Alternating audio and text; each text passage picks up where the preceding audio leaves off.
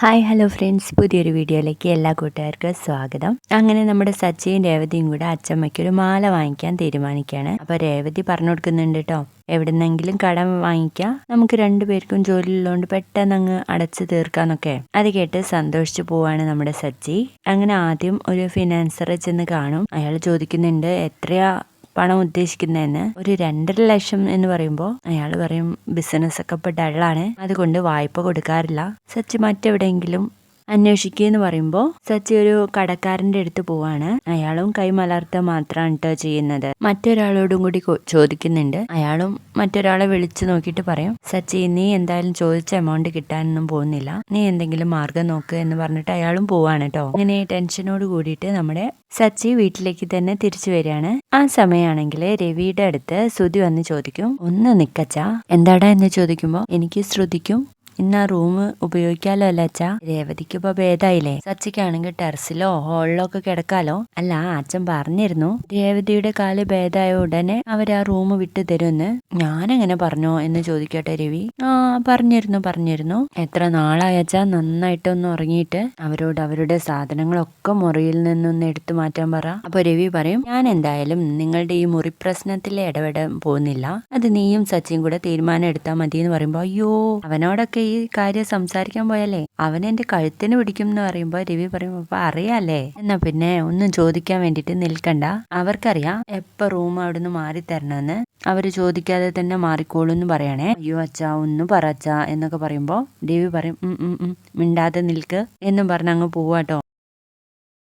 അങ്ങനെ രവി അവിടുന്ന് പോയി കഴിഞ്ഞതിന് ശേഷം ശ്രുതി അവിടുന്ന് ഒറ്റയ്ക്ക് നിന്ന് പറയുന്നുണ്ട്, ഒരു ബിസിനസ്മാനിന് താമസിക്കാൻ വേണ്ടിയിട്ട് ഈ വീട്ടിലൊരു റൂം പോലും ഇല്ലല്ലോ, ഇങ്ങനെ പോയാൽ സച്ചി മുത്തശ്ശനായതിനു ശേഷം ഞാൻ ഒരു അച്ഛനെങ്കിലും ആവൂ എന്ന് പറഞ്ഞ് നിൽക്കുവാട്ടോ. പിന്നീട് കാണിക്കുന്നത് നമ്മുടെ സച്ചി വന്നിട്ട് രേവതിയുടെ അടുത്ത് പറയും, അച്ഛമ്മയുടെ പിറന്നാളിനെ നമുക്ക് ചെയിന് കൊടുക്കണ്ട, ഒരു സാരി വാങ്ങിച്ചു കൊടുക്കാന്ന് പറയണേ. അപ്പൊ രേവതി എന്താ അങ്ങനെ പറഞ്ഞത്, ക്യാഷ് ഒന്നും കിട്ടിയില്ലെന്ന് ചോദിക്കും. ഇല്ല രേവതി, 4-5 സ്ഥലത്ത് ഞാൻ പോയി നോക്കി, പക്ഷെ ആരും തന്നില്ല, കടം തരണമെങ്കിൽ ഈട് വെക്കണമെന്ന്, നമ്മുടെ കയ്യിൽ ഈട് വെക്കാൻ എന്താ ഉള്ളത്, നമ്മളിന്ന് സഹായിക്കാൻ വേണ്ടിയിട്ട് ആരും ഇല്ല രേവതി എന്ന് പറയുമ്പോ രേവതി പറയും, വിഷമിക്കാതെ സച്ചേട്ടാ, എന്റെ സ്വർണ്ണമൊക്കെ ഇവിടുത്തെ അമ്മയുടെ കയ്യിലുണ്ടല്ലോ, നമുക്കതൊന്ന് ചോദിച്ചു നോക്കാം എന്ന് പറയുമ്പോ നമ്മുടെ സച്ചി പറയും, അത് നിനക്ക് തിരിച്ചു വേണ്ടെന്ന് പറഞ്ഞിട്ടല്ല അമ്മയ്ക്ക് കൊടുത്തത്, നീ അന്ന് പറഞ്ഞ ശബ്ദമൊക്കെ മറന്നുപോയോ എന്ന് ചോദിക്കുമ്പോൾ രേവതി പറയും, മറന്നിട്ടൊന്നുമില്ല സച്ചേട്ടാ, ഇത് എനിക്ക് വേണ്ടിയിട്ടല്ലോ ചോദിക്കുന്നത്, അച്ചമ്മയ്ക്ക് വേണ്ടിയിട്ടല്ലേ, ഒന്ന് ചോദിച്ചു നോക്ക സച്ചിയേട്ടാന്ന് പറയുമ്പോ സച്ചിക്ക് ചോദിക്കാനൊരു മടിയുണ്ട് കേട്ടോ. അങ്ങനെ നമ്മുടെ രേവതി ആണെങ്കിൽ രവിയുടെ അടുത്തേക്ക് ഉന്തി തള്ളി വിടുകയാണ് കേട്ടോ സച്ചിയെ. ആ സമയത്താണെങ്കിൽ രവി ഉറങ്ങായിരിക്കും കേട്ടോ. രേവതി, ഉറക്കം ഉള്ള ഒരാളെ നമ്മൾ എന്തിനാ ഉണർത്തി ചോദിക്കുന്നേ, പിന്നെ ചോദിക്കാം വാ എന്ന് പറയുമ്പോ നമ്മുടെ രേവതി പറയും, സച്ചിയേട്ട ഉറക്കായിരിക്കില്ല, വെറുതെ ഒന്ന് മയങ്ങായിരിക്കും, ഒന്ന് വിളിച്ച് ചോദിക്കേ എന്ന് പറഞ്ഞിട്ട് വീണ്ടും ഉന്തി തള്ളി വിടുകയാണ്. അങ്ങനെ രവിയെ ചെന്ന് ഉണർത്താൻ കേട്ടോ സച്ചി. അച്ഛ ഊണ് കഴിച്ചോ?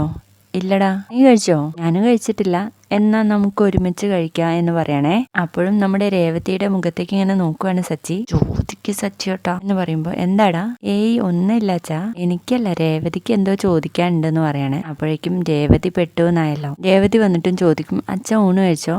ഇപ്പൊ കഴിക്കുന്നുണ്ടോ അതോ കുറച്ച് കഴിഞ്ഞിട്ടാണോന്ന് ചോദിക്കാൻ വന്നതാ. അതിപ്പോ ഞാൻ ഇവനോട് പറഞ്ഞത് മോളും കേട്ടല്ലെന്ന് ചോദിക്കാട്ടോ രവി. നിങ്ങൾക്ക് രണ്ടുപേർക്കും എന്തോ എന്നോട് പറയാനുണ്ടല്ലോ, എന്താണെങ്കിലും പറഞ്ഞാലല്ലേ അറിയൂന്ന് ചോദിക്കുന്നുണ്ട് രവി. അത് പിന്നെ അച്ഛാ, രേവതിയുടെ കുറച്ച് സ്വർണം അമ്മയുടെ കയ്യിലുണ്ടല്ലോ, അതെ ഒന്ന് തിരികെ വേണമായിരുന്നു, ഒരു ആവശ്യത്തിനാന്ന് പറയണേ, അതൊന്ന് അച്ഛൻ വാങ്ങിച്ചു തരുമോ എന്ന് രവിയോട് പറയുന്നത് നമ്മുടെ ശ്രുതി പുറത്തു നിന്ന് കേൾക്കാട്ടോ സ്വർണത്തിന്റെ കാര്യമൊക്കെ പറയുന്നത്. അപ്പൊ ജനാലയ്ക്കരികിൽ വന്നിട്ട് ഇങ്ങനെ കേൾക്കും. അപ്പൊ നമ്മുടെ രവി പറയുന്നുണ്ട് കേട്ടോ, അതിനിപ്പോ എന്താ, രേവതി മോളുടെ സ്വർണ്ണല്ലേ, അത് അവളുടെ കയ്യിൽ തന്നെയല്ലേ ഇരിക്കേണ്ടത്, ചന്ദ്ര വന്ന ഉടൻ എടുത്തു തരും, അവളിപ്പോ ബാമയുടെ വീട്ടിൽ പോയിരിക്കാന്ന് പറയണേ, നിങ്ങൾക്ക് തന്നെ നേരിട്ട് ചോദിച്ചാ പോരെന്ന് ചോദിക്കുമ്പോ അമ്മയുടെ സ്വഭാവം അറിയാലോ അച്ഛാ, ഞങ്ങള് ചോദിച്ചാ അത് വലിയ പ്രശ്നമാവെന്ന് പറയണേ. അങ്ങനെ കേട്ട പാതി കേൾക്കാത്ത പാതി നമ്മുടെ ശ്രുതി ബാമയുടെ വീട്ടിലേക്ക് ഓടുകയാണ്. അവിടെ വെച്ച് അമ്മേന്ന് വിളിച്ചിട്ട് പോവാണ്. അപ്പോഴേക്കും ചന്ദ്ര എന്താടാന്ന് നോക്കൂ, അച്ഛൻ എന്ന് പറയുമ്പോ, അച്ഛൻ എന്തെങ്കിലും പറ്റിയോടാ? അച്ഛനൊന്നും പറ്റിയിട്ടില്ല,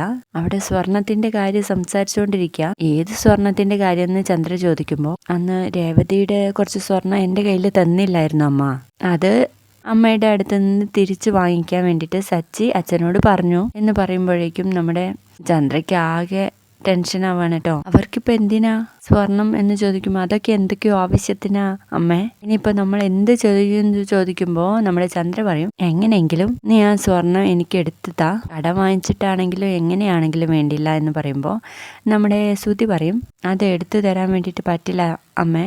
അതെന്താ ഇന്ന് ലീവാണോ എന്ന് ചോദിക്കാട്ടോ. ലീവായിട്ടല്ല, അമ്മ എൻ്റെ അടുത്ത് തന്ന ആ സ്വർണം ഞാൻ പണയം വെക്കുകയല്ല ചെയ്തത്, വിൽക്കുകയാ അങ്ങ് പറഞ്ഞതും പിന്നെ പൊതിര അടിക്കാണ് കേട്ടോ ചന്ദ്ര. എടാ ദുഷ്ടാ, എന്നോട് ഞാനത് പണയം വെക്കാനല്ലടാ പറഞ്ഞത് എന്ന് പറയുമ്പോൾ, അത് പണയം വെച്ചാൽ എനിക്ക് 5 ലക്ഷം ഒന്നും കിട്ടില്ല അമ്മേ, അതുകൊണ്ടാ വിറ്റത് എന്ന് പറയുമ്പോഴും കണക്കിനടിക്കാണ് കേട്ടോ.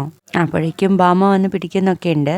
വിറ്റവരുടെ അടുത്ത് ആ സ്വർണം കാണും, ഞാനൊന്ന് വിളിച്ച് ചോദിക്കാമേ അവിടെ ഉണ്ടോ എന്ന് പറയുമ്പോൾ നമ്മുടെ ചന്ദ്ര പറയും, എൻ്റെ കയ്യിലുള്ള പൊന്നൊക്കെ തന്നിട്ടായാലും ആ സ്വർണം എനിക്ക് തിരിച്ചെടുത്ത് താ. ഞാനിപ്പോൾ വീട്ടിൽ പോയാൽ രവിയേട്ട എന്നോട് അത് ചോദിക്കും, ഞാനത് എവിടെ നിന്ന് എടുത്ത് കൊടുക്കാനാ എൻ്റെ ദൈവമേ എന്ന് പറഞ്ഞ് നിൽക്കുവാണേ. വീഡിയോ ഇഷ്ടപ്പെട്ടാൽ തീർച്ചയായിട്ടും ലൈക്ക് ചെയ്തൊന്ന് സപ്പോർട്ട് ചെയ്യണേ. ബൈ.